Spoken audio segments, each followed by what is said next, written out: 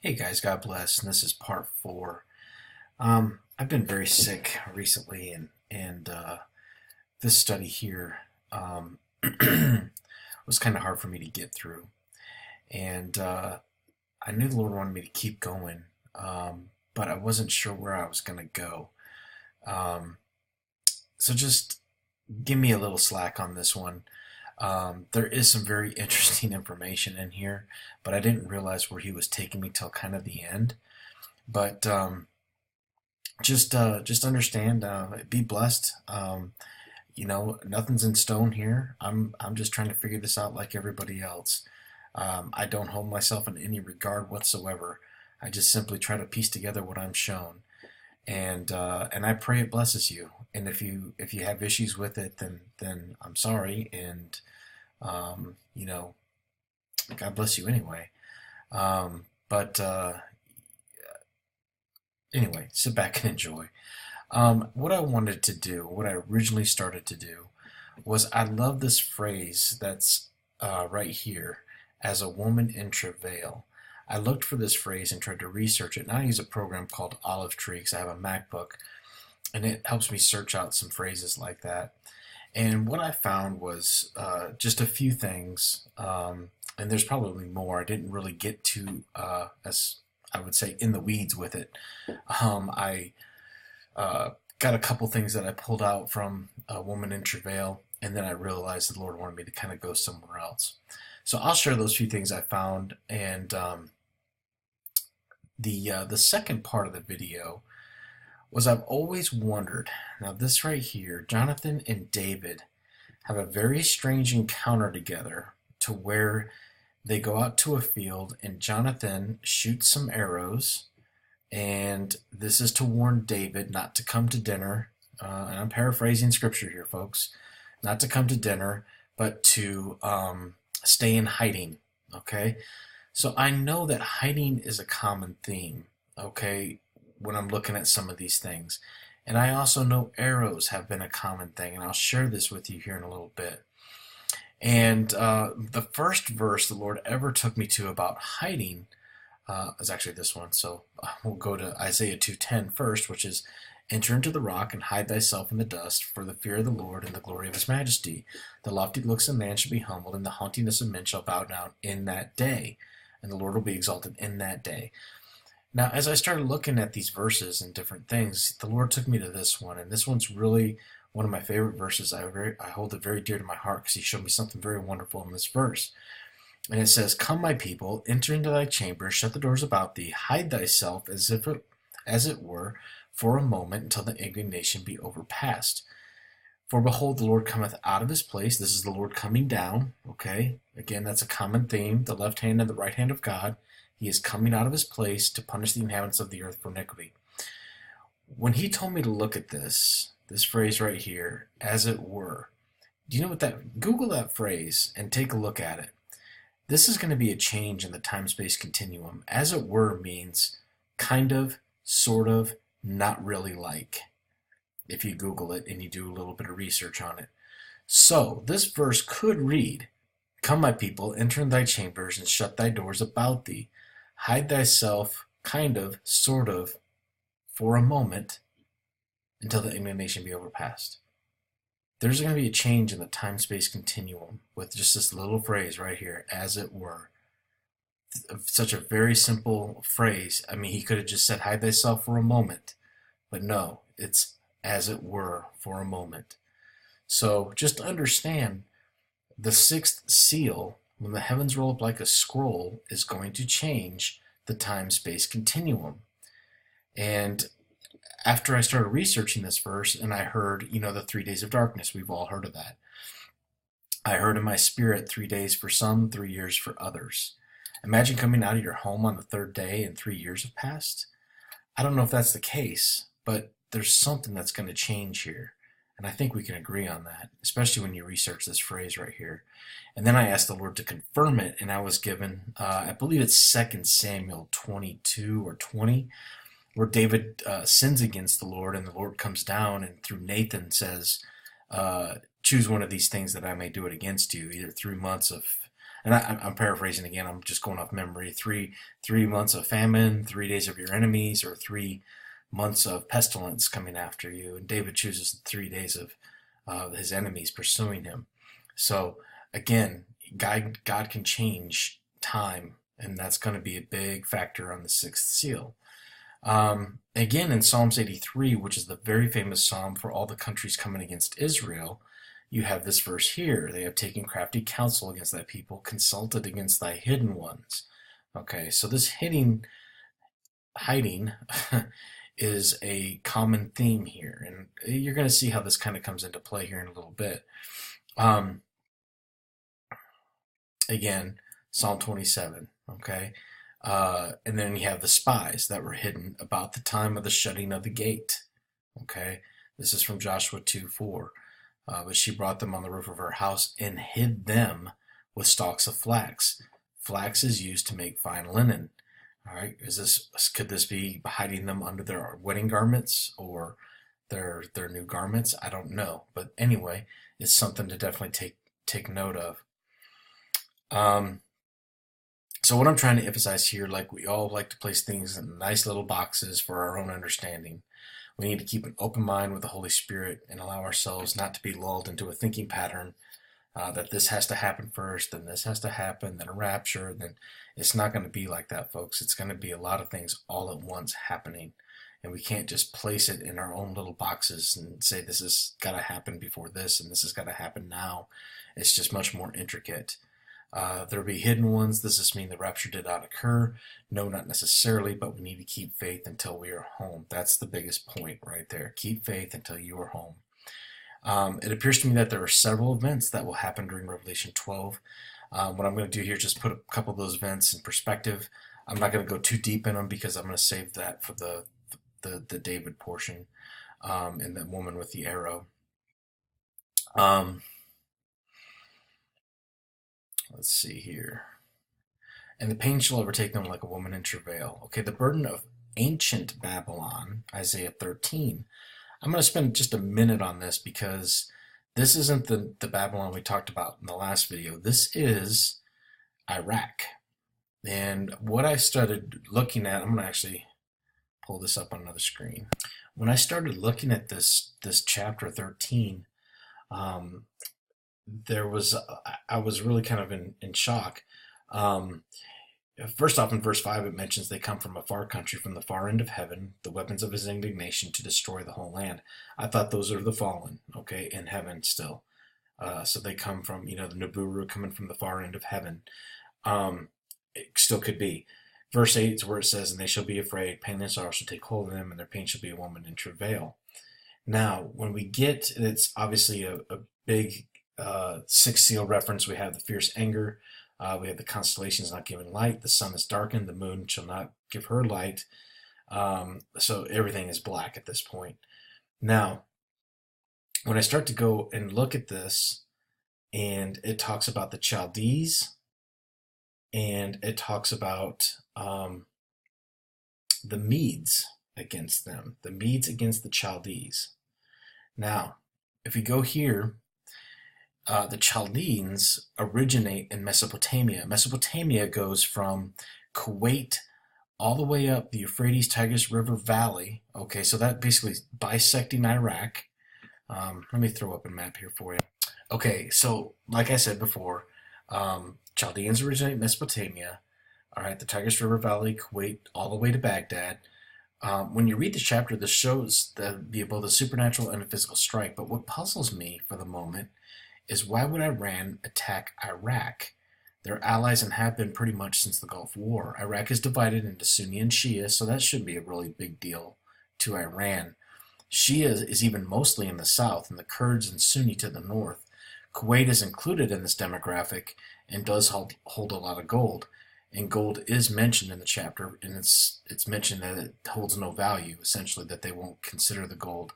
The main reason for this attack I see is that we still have 5,200 troops in Iraq, and they are arrayed primarily in the contested area of this chapter. Our embassy, which is the biggest in the world, is enormous, okay, and it is right in southern Baghdad. We still have a lot of invested interest there, bases, equipment, and of course, obviously, the training that we have there. What Iran may be thinking is Iraq would be an excellent location for the U.S. to conduct a launch of an assault on Iran preemptively. We are also in bed with the Iraqis, probably much more in bed than what Iran really desires. In many ways, I'm certain that this does not sit well with Iran. So, first off, real quick, let's talk about the Medes. I had this pulled up. I don't know where it went. Here it is. So the Medes are ancient Iran. Ancient Iran. The Medes. So we're not getting anything confused, I don't think, here. Media up western Iran. Now, it's not the Bushwar nuclear facility, but the Medes do encompass this whole green area, which you have Iran as well as some of the, um, for lack of better words, the stands. Okay, so that could be part of Russia and also up into Turkey, all right, and into Greece, even over in this area, mostly Turkey. So, what is going on here? Why is Iran attacking Iraq? And that's my biggest question. Just so you get the full spectrum here, um, this is Mesopotamia, right through here. And like I said, this is mostly Sunni, or I'm sorry, Shia area, which Iran is Shia. If they were going to attack Iraq, I would think they'd pick targets up here. Where I was at, I was in Kirkuk, or Mosul. Those areas which are heavily Sunni or even heavily Kurds, Sunni Kurds. So anyway, you have Kuwait, which is definitely a nice target for Iran to collect money, or well, it says they don't want gold, but definitely Kuwait I could see being hit. Um, but I just don't understand unless it's the U.S. interests that are involved here. But this is pretty much Mesopotamia right through here, and like we talked about, the Medes go all the way up to Turkey, into Iran, and up into the stands over here.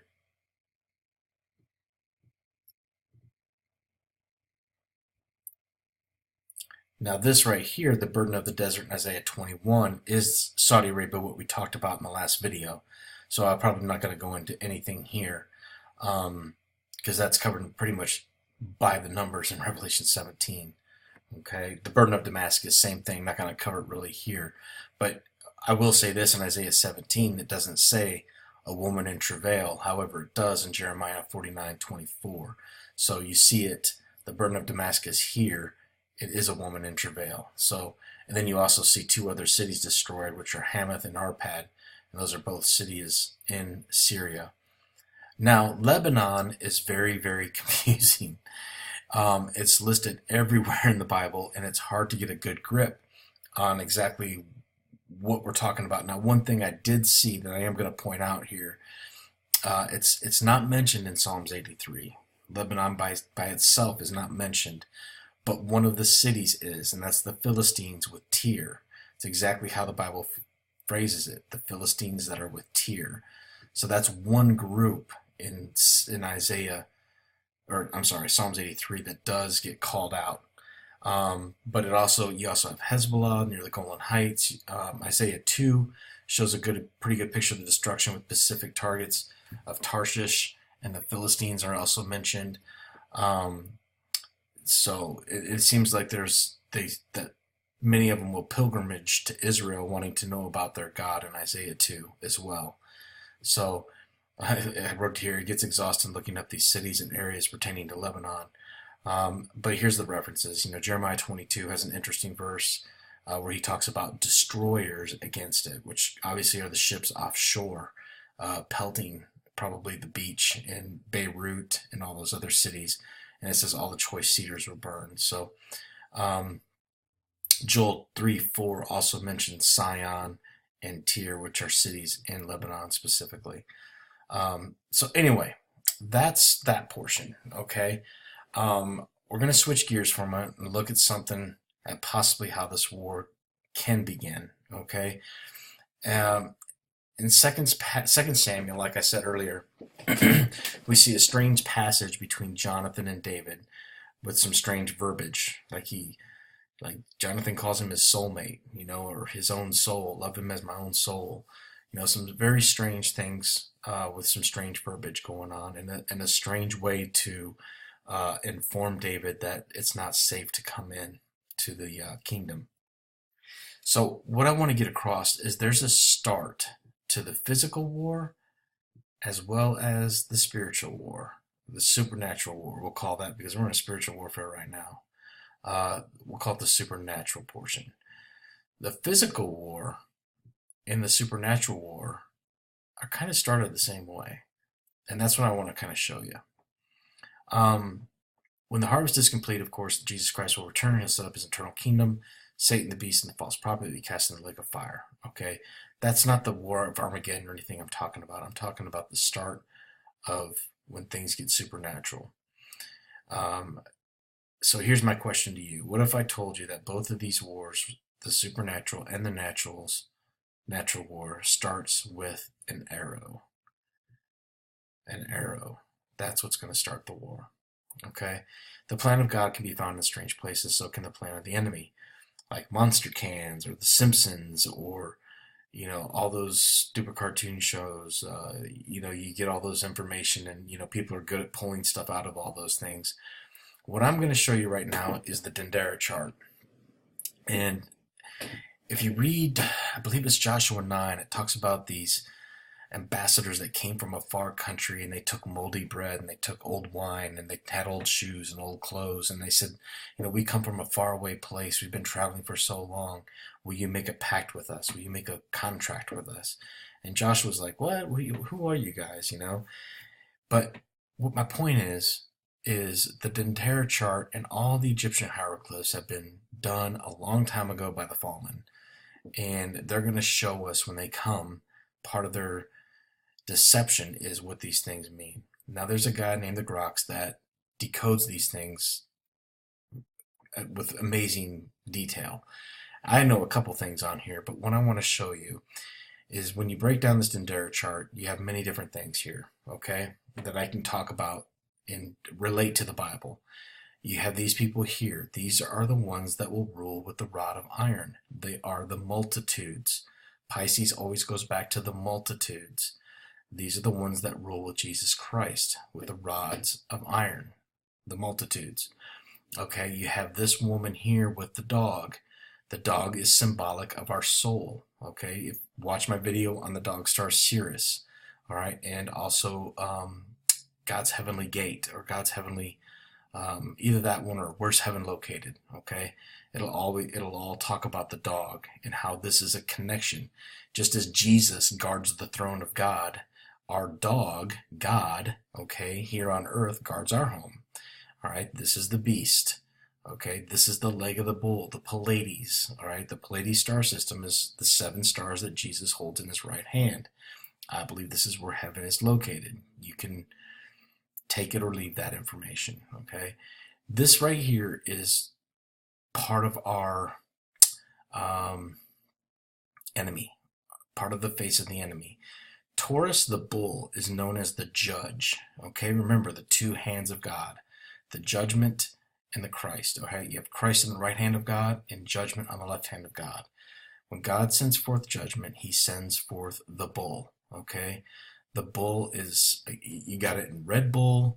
There's so many different bull references. I can't even, Schlitz malt liquor, bull in the china shop. You have that Osiris commercial that Matthew McConaughey did with the bull in the middle of the road.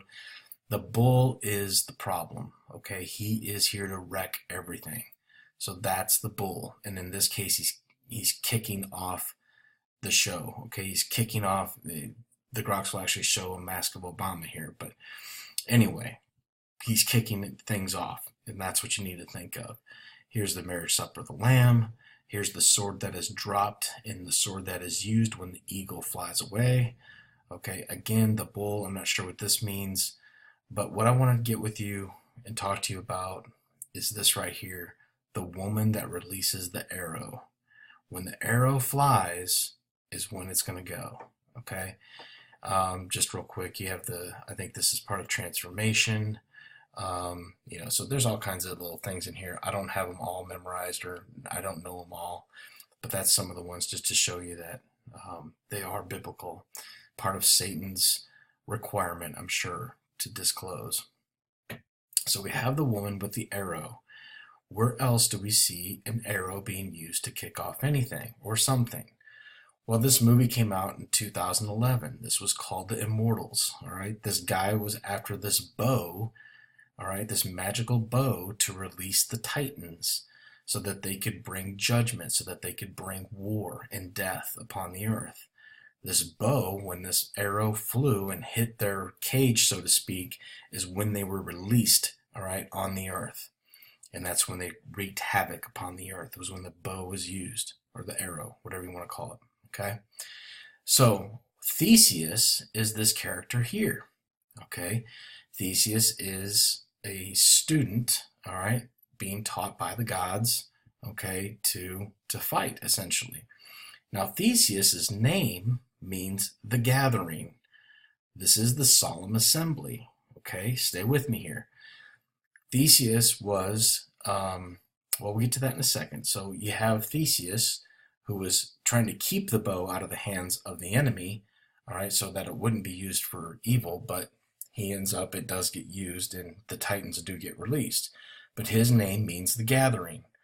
Okay, so on the 8th day, it is a solemn assembly, all right, by fire, offering by fire. These are those that are changed and come back, okay? And these are the ones that are going to return, okay, changed to help fight this supernatural war. On the 8th day, the holy convocation unto you shall be an offering made by fire. It is a solemn assembly, okay? So, assembly, the gathering, bringing everybody together. Call a solemn assembly, gather the people, sanctify the congregation, assemble the elders. Let the bridegroom go forth from his chamber, and the bride out of her closet, or protection, or hiding. She's going to go forth. Okay, I'm going to play you a video just to kind of reiterate about this bull, okay, and this woman. All right, hold on just a sec. Okay, remember, we are fighting the bull. Taurus the bull, the judge.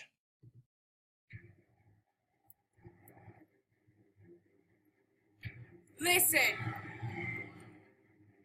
that's destiny calling. It's daring you to seize it. Stand with your alliance, and there's nothing to fear other than what's about to come out of those trees.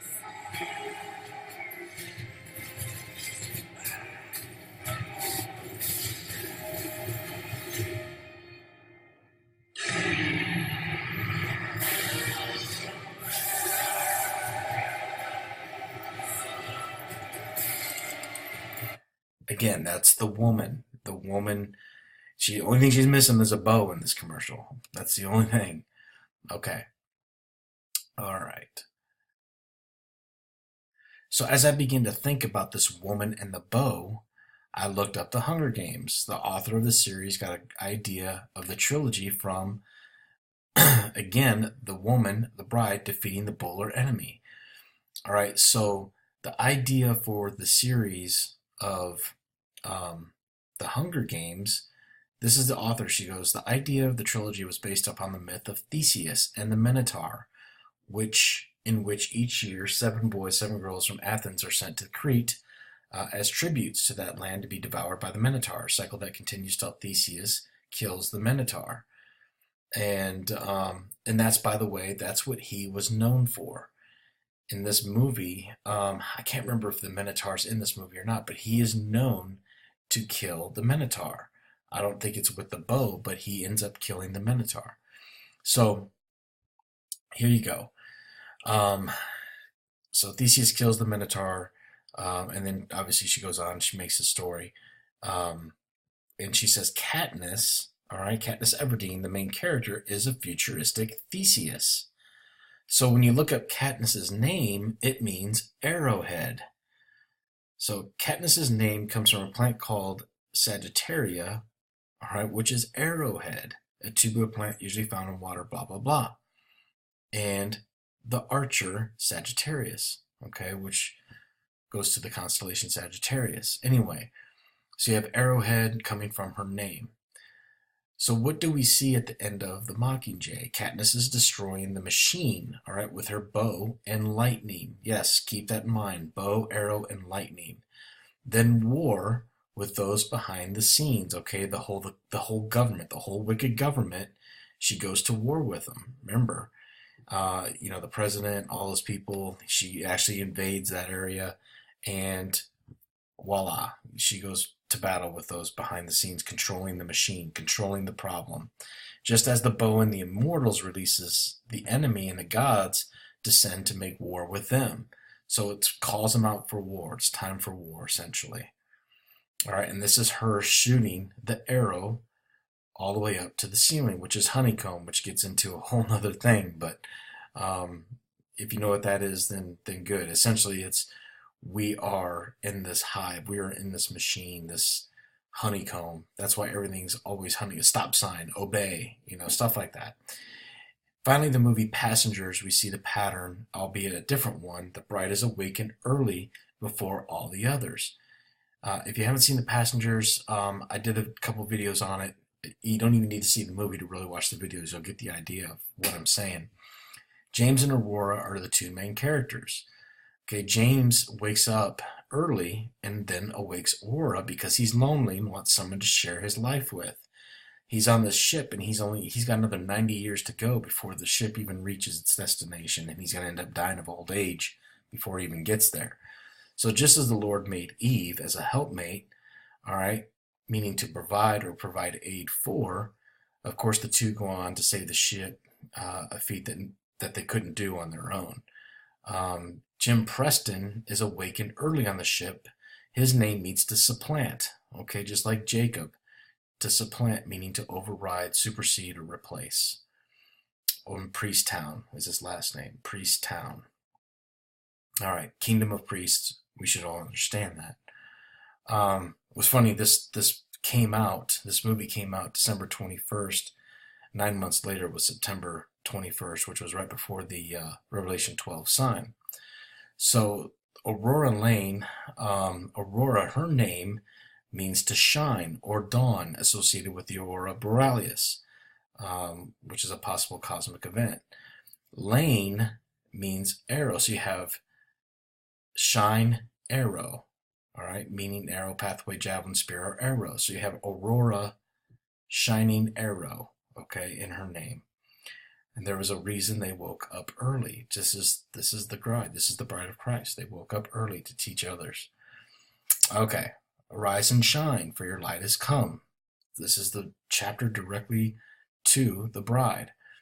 For the light has come, the glory is risen upon thee. Darkness shall cover the earth, the gross darkness of the people. But the Lord shall rise upon you, whose glory shall be seen upon you. Gentiles shall come to you, and the kings to the brightness of your rising. Okay. God judges the righteous in every wicked way. He hath bent his bow. Now we're going to get into some bow and arrow scriptures. Okay, so let's take a look. God is angry with the wicked every day. If he turn not, he will whet his sword. He hath bent his bow and made it ready. He hath also prepared for him the instruments of death. He ordained his arrows against the persecutors. Who are the arrows? She was a bright arrow. Who are the arrows? Go, cast forth lightning and scatter them. Shoot out thine arrows and destroy them. Psalm 144. You starting to get the picture. The Lord thundered in the heavens, and the highest gave his voice, hailstones, coals of fire. He sent out his arrows and scattered them. He shot out lightning and discomfited them. Remember, she used lightning and her arrow to destroy the machine. Okay. Who are the arrows? Gilad is mine, Manasseh is mine. Ephraim is also the strength of my head. That is wisdom, the wise virgins. Ephraim is the strength of my head. Wisdom. The wise virgins, guys. When I have bent Judah for me, filled my bow with Ephraim, and raised up thy sons, O Zion, against thy sons of Greece, and made thee as a sword of mighty man. His bow is filled with Ephraim. Ephraim, the wise. All these arrows you can replace with Ephraim. Okay, let's keep going. I'm sure I'm going to catch a lot of heat for this next statement, but keep in mind I'm not saying it either way, but I do find it odd that the first writer has a bow with no arrows. I find that very strange. We have been taught in Sunday school classes that this is the Antichrist writing, and it could very well be, but does it have a dual meaning? Can it mean something else? I don't know, but I find it very interesting that if we're expecting a rapture any day now, like everybody is saying, is he coming to get his arrows for his bow? I do not know, but it appears the Lord comes, retrieves his arrows, and then sends them forth for the supernatural portion of the war.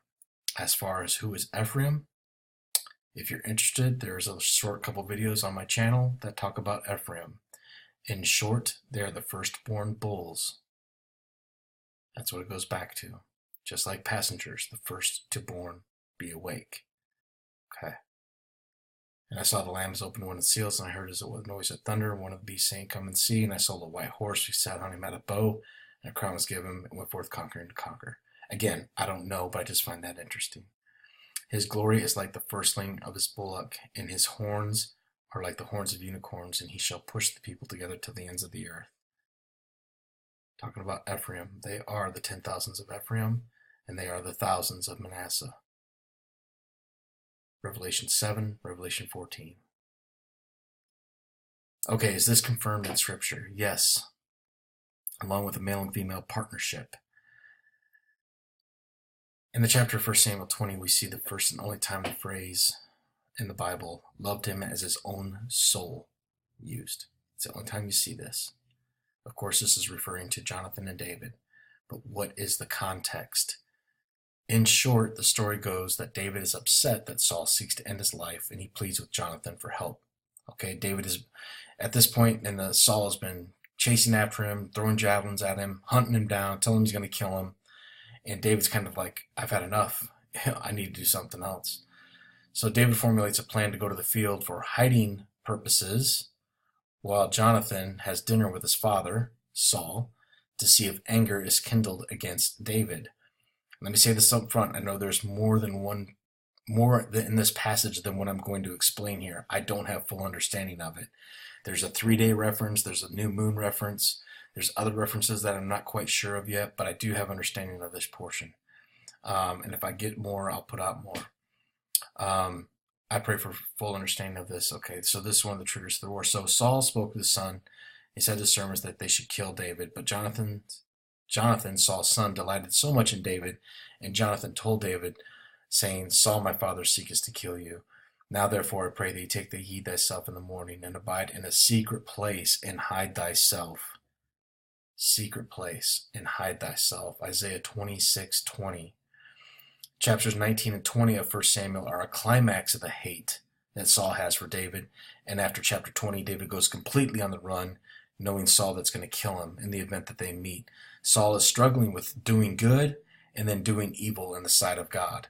Okay, I don't know why I have that as a question, but that's the statement. He's fighting with this demon inside of him or something. And I ask you this, is there a king like this today? Doing well one minute and then going against God in the other? I will let you answer that question on your own. And David said to Jonathan, Behold, tomorrow is the new moon, and I should not fail to sit with the king at meat. So he's got to go, basically have dinner with the king. But let me go that I may hide myself in the field until the 3rd day. So he's going to go into hiding until the 3rd day. All right? Here's my point. You have to look at the names of what's going on here. God tells us so much in names. When you look at David, when he first comes into the scene in 1 Samuel 16:12, now this is back when Samuel goes to anoint him to his house, and God's like, nope, not that one, not that one, not that one, the one keeping the sheep, that's the one I want. All right, he uses a very unique word to describe David. He uses ruddy. And here's the verse. And he sent and brought him in, and now he was ruddy, and with all of a beautiful countenance and goodly to look to. And the Lord said, Arise, anoint him, for this is him. Ruddy is the very same name used to describe Adam. Ruddy. This is ruddy. H132. Reddish hair, complexion, red, ruddy, comes from 119. 119 means Adam. To show blood in the face, to flush, rosy, red, ruddy. H120, man, comes from H119. Adam. 120 comes from 119, ruddy, human being. Do you see that? Okay. So in a sense, we have David as Adam. Now what about Jonathan? Jonathan means Jehovah has given. Now, this is from a website called Abrium. Okay, they break down every name you can think of. This is for Jonathan. The majority of the occurrences of this verb are parallel with our English verb to give, with nuances ranging from handing something to somebody, bestowing something on someone, to grant something, permit something. The second group of nuance has to do with putting or setting something from a ring on someone's finger, or a helmet on someone's head, the ark in a cart, or a person in prison, or a woman at a man's side, or God's Spirit upon a servant.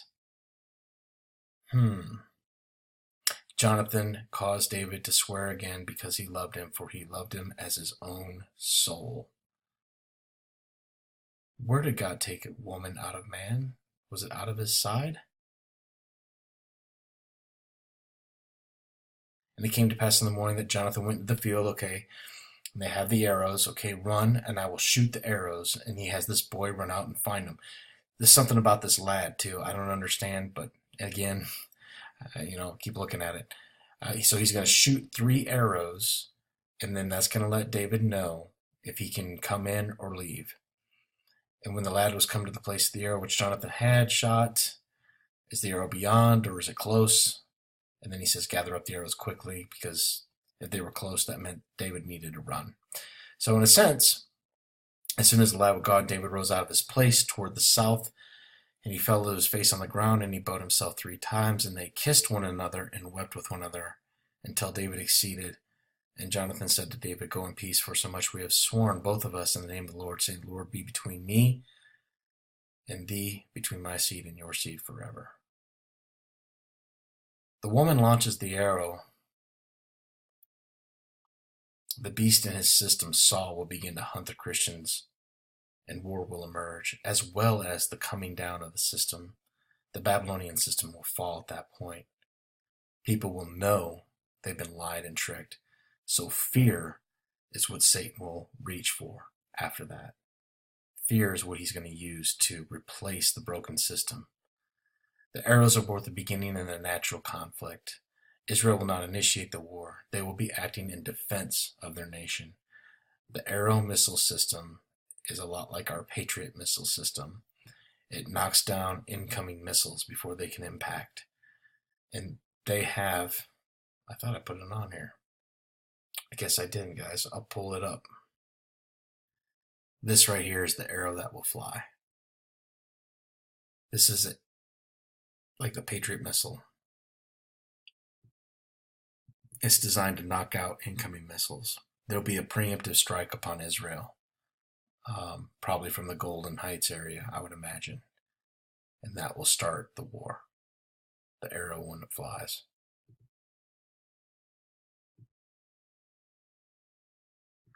So when the woman launches the arrow, will begin to hunt for Christians and the war will emerge. The arrows are both beginning and natural supernatural conflict. Israel will not initiate the war. They'll be acting in defense of their nation. The arrow missile system, defense system is a lot like our Patriot. Problem is, chemical weapons are used. The residual chemical has to go somewhere upon impact. And I couldn't find anything on the arrow system taking out chemical weapons in the air. However, our own systems can't guarantee that. And that's just an excerpt here. It says, Kinetic energy hits minimizes the risk of exploding. Conventional warhead ballistic missiles and nuclear-tipped missiles will not explode upon kinetic energy hit, although chemical biological warheads may disintegrate or explode and pose a risk of contaminating the environment.